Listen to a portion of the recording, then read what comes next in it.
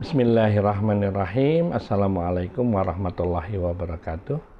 Ihwafillah, dari sekian banyak cuplikan ceramah Bapak Saiful Karim yang saya kritisi, mungkin bagian ini yang menurut saya paling krusial untuk kita bahas bersama, karena ini menyangkut pondasi keimanan kita yang paling mendasar. Mari kita simak video berikut ini. Siapa Sang Maha Pencipta? Sang Maha Pencipta itu adalah pikiran. Allah itu hanya keberadaan, Allah itu hanya kehadiran, Allah itu hanya mengikuti apa yang kau pikirkan. Jadi yang menciptakan kehidupan kita hari ini bukan Allah, itu pikiran kita sendiri. Allah cuma sang kehadiran, sang keberadaan yang mengikuti pikiran kita. Oleh karena itu maka orang-orang yang sudah tinggi kesadarannya mengatakan pikiran itu energi, pikiran itu frekuensi, pikiran itu vibrasi. Karena apa yang kita pikirkan ini sedang ditransmisikan, menggetarkan semua yang ada di semesta untuk hadir sesuai yang kita pikirkan. Rahasianya sederhana kok. Setiap saya tarik nafas, kan saya menarik kecerdasan ilahi yang ada di sini, di ruang kosong ini. Sang Hyang Taya ini, saya tarik ke dalam diri saya. Dan saya izinkan beliau tinggal di rumah ciptanya sendiri. Dan setiap nafas keluar, saya titipkan sesuatu pada beliau. Dan setiap titipan saya selalu jadi kenyataan. Hadis qudsi yang mengatakan, aku bergantung sangkan hambaku. Ya, kalau kita perhatikan, beliau menyampaikan dengan sangat yakin bahwa yang menciptakan kehidupan kita bukanlah Allah Subhanahu wa Ta'ala, melainkan pikiran kita sendiri. Allah katanya hanya kehadiran yang mengikuti getaran atau vibrasi pikiran kita. Dan beliau menyampaikan kalimat ini terdengar sangat dalam, spiritual, dan memotivasi. Tapi disinilah letak bahayanya bagi kita yang awam.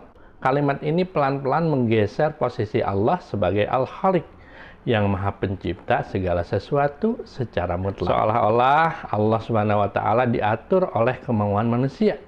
Padahal di dalam Islam, pikiran kita ini hanyalah makhluk yang lemah.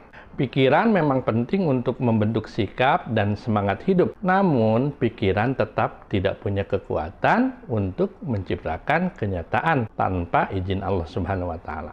Allah Subhanahu wa Ta'ala menegaskan sifatnya sebagai Al-Khaliq di dalam Al-Quran. Wallahu khalaqakum wa ma ta'malun. Padahal Allah lah yang menciptakan kamu dan apa yang kamu perbuat. Ihwafillah, kekeliruan berikutnya adalah ketika beliau menghubungkan konsep kekuatan pikiran ini dengan hadis qudsi, aku sesuai prasangka hambaku. Beliau mengartikan prasangka di sini sebagai hukum tarik-menarik. Kalau kita bayangkan uang atau tanah, maka semesta akan mewujudkannya. Ini adalah pemahaman yang kurang tepat. Menurut para ulama, yang dimaksud dengan zon atau prasangka baik kepada Allah itu urusannya dengan iman dan amal. Artinya kita yakin bahwa Allah akan mengampuni dosa kita kalau kita mau bertobat. Allah akan menerima amal kalau kita beribadah. Allah akan mengabulkan doa saat kita meminta.